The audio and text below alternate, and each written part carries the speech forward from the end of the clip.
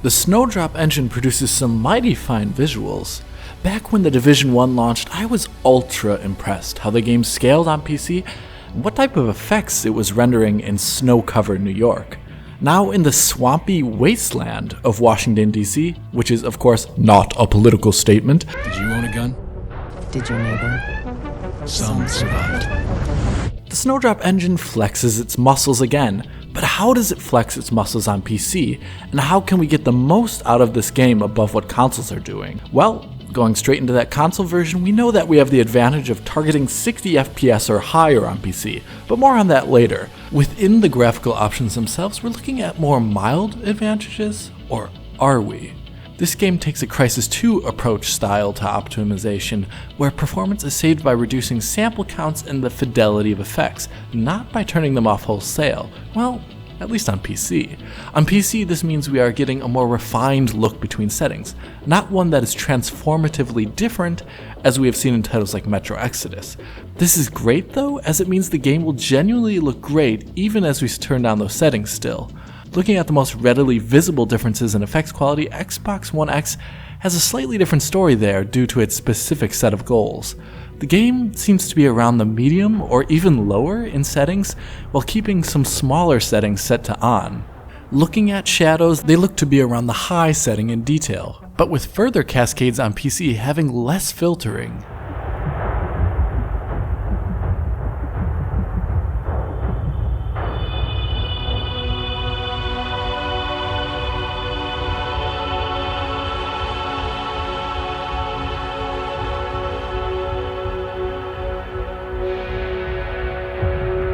Xbox One X maintains parallax occlusion mapping, as can be seen on the sideboarding of this house, which shows the boards disappearing into the parallax distance and self-occluding, which has a distinctively flatter look when set to off on PC.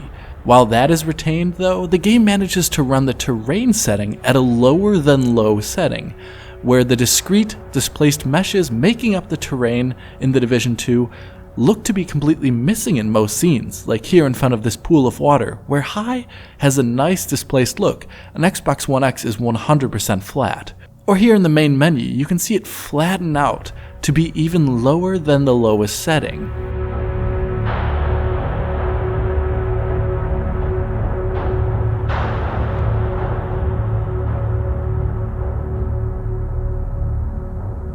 Or here in the fields, where high or even low looks suitably displaced, but then Xbox One X manages to look even less craggy. Such low settings apply to other areas of the game's graphics on Xbox One X. One of the biggest offenders is the volumetric lighting setting, which in a non-offensive comparison shows the haziness and lack of detail that the low or medium setting might have. But as soon as you put the volumetrics on Xbox One X into an area where there's more complex shadow casters and obstruction, then it breaks up and fizzles and aliases in a rather unattractive manner. I see that because even on low, PC manages not to break up and fuzz and look like that. Xbox One X here has the detail of medium volumetrics in terms of the light shafts themselves, but is even less temporally stable than low. Another area where this occurs is with SSAO, which on movement on Xbox One X fizzles, snaps, and crackles when the camera moves.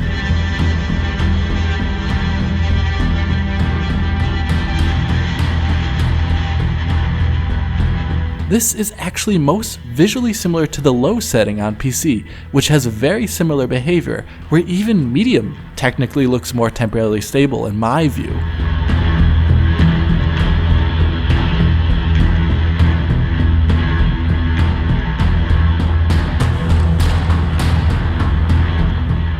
SSR takes a similar road as well, where it has a similar level of detail to medium if you look there at the ball here, but it does not approach that odd squished look that low has.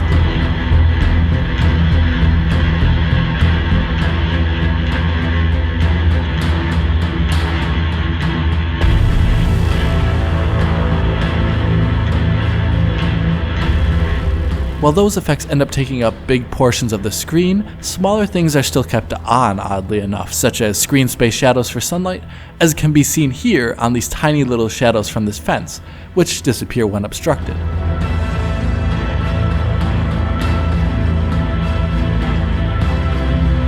and screen space shadows from non-sunlight sources, such as this large floodlight outdoors here at night, which disappears after it's obscured.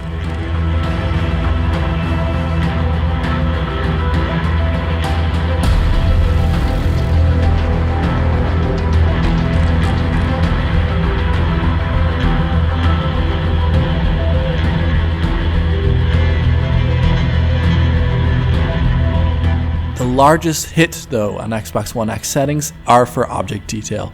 Object detail setting controls the range at which objects both render and when they switch their level of detail. The distance at which this bush here transitions to a higher level of detail is around the equivalent to the 10 or maybe 11 or 12 setting here on PC. 10 or 12 out of 100. While in small scenes this may just mean you'll see more popping up in front of you, in scenes with grass or in the outdoors, that means the grass in the distance is completely culled. Even putting a more mild 60 setting out of 100 against the Xbox One X shows how pared back that setting is on Xbox One X, and that's not even including the extra streaming distance setting. In general, the Xbox One X's attempt to achieve such a high resolution means leaving the quality of effects at the mercy of that lofty goal. The game looks fine there, I would say, well, minus that sharpening, which even on the default 7 looks rather bad. But it is not at all the benchmark which we should be using to try and achieve settings here on PC, especially when they are 60 FPS on mid-range hardware. 60 FPS is transformative in this game in the way it plays and feels. I was playing back and forth between Xbox One X and PC, and every single time I switched, it felt really rather bad. As I see it, there are some general rules here to get better performance on PC that are rather simple. Number 1, almost never use the highest setting, and be reasonable with your resolution. Xbox One X is not reasonable with its resolution, and look how it suffers in comparison to what it could be. First things first, utilize the DirectX 12 option, as I have found it to run better in general than DX11 in this game, which is really great to see actually. On a Core i5-8400 paired either with a GTX 1060 or RX 580, it was easy to see how it was around 5% more performant on the GTX 1060 or up to around 10% more performant on the RX 580. I can imagine it's actually a combination of being more performant both on the GPU side and on the CPU side, as this benchmark really hammers both. At points I saw nearly 100% CPU utilization at times under DX11. After that, optimizing the game means reducing key settings such as turning down the shadows from ultra to high. You lose some fidelity in the distance here, but do not compromise things too much. Ultra to high means a 9% performance increase, ultra to medium, 12%, and ultra to low, 13%.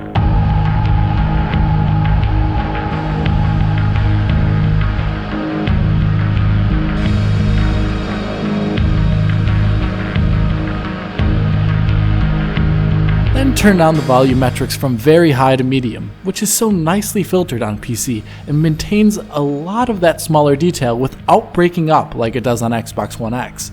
Ultra to high is around 7% performance gain, ultra to medium around 15%, and ultra to low 17% or so. Then I recommend turning down SSAO to high from ultra and not going as far down as Xbox One X does, and then SSR to medium. Dropping SSAO from very high to high is around a 3% performance gain. Very high to medium, 6% or so, and very high to low, a 9% performance gain. Going from ultra SSR to high SSR is a 7% gain in performance. Going to medium, around 8%, and scarcely any better on low for looking that much worse, and then 13% when turning it off. The second last major setting to worry about for performance is object detail. Here, when going from 100 to 50, in your average far-reaching outdoor scene, there's actually not a whole lot of difference in the primary view, and not much pop-in at all when moving. By going down to 50 here, you can see a 5% performance uptick.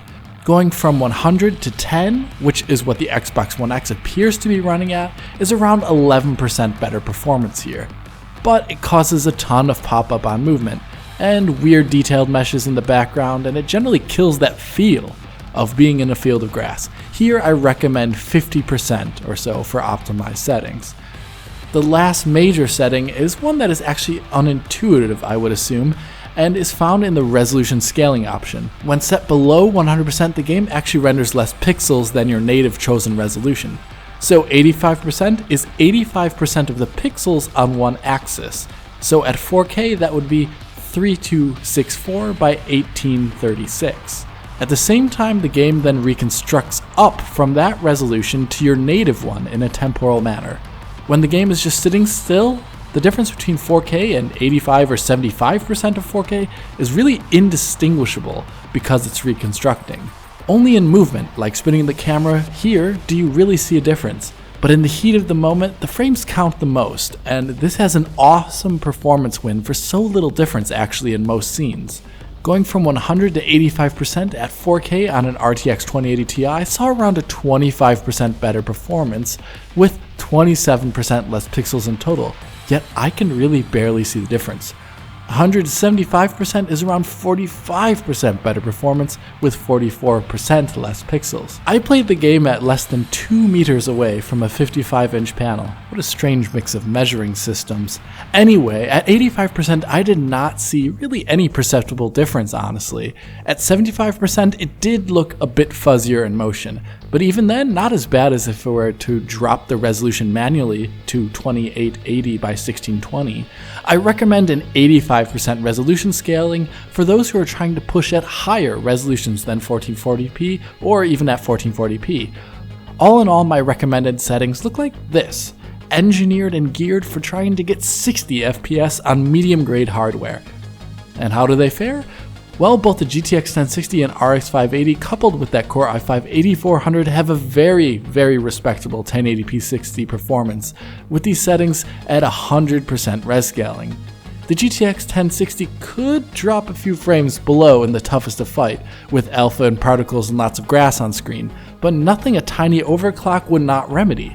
The RX 580 even has enough headroom here to turn up other settings a notch, such as screen space reflections should you so wish. In general, the RX 580 is doing a number on the GTX 1060 and is performing around 10% better, if not even more. At 1440p that gap widens though. Here, I engage that 85% resolution scaler and that propels the RX 580 to above 60 FPS in many scenes actually, but only dropping below in the greatest of fights, combined with weather conditions and rains.